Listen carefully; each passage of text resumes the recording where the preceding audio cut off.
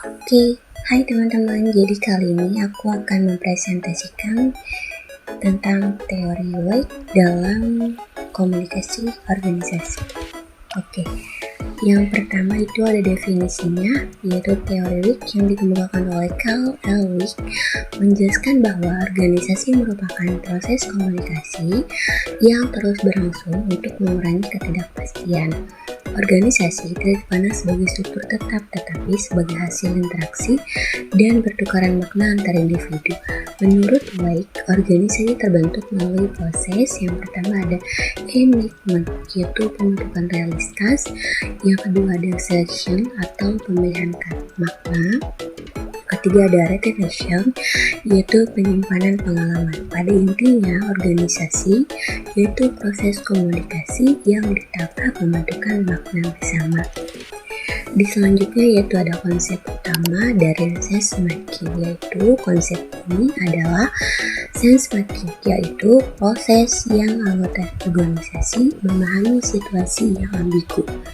Ciri-cirinya yaitu bersifat sosial atau melalui interaksi, berkelanjutan, dan berdasarkan pengalaman masa lalu, yaitu pada fokus makna bukan hanya informasi, yang artinya organisasi berjalan karena manusia menafsirkan realitas bersama.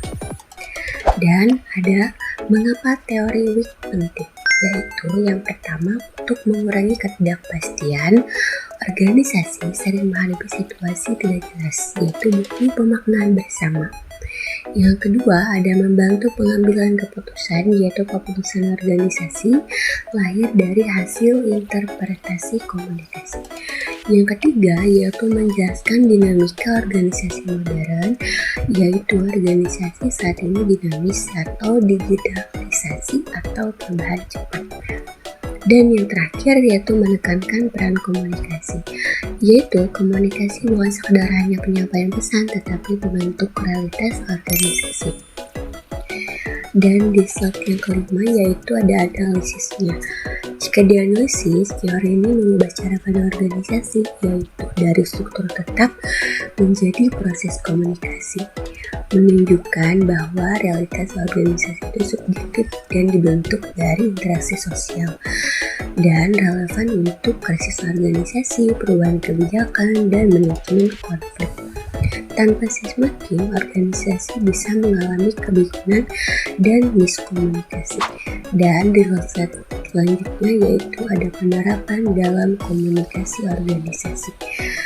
Yang diterapkan dalam teori Weik ini yaitu yang pertama ada komunikasi internal, manajemen krisis, dan pengambilan keputusan, yaitu diantaranya ada diskusi tim, rapat organisasi, penyebaran informasi.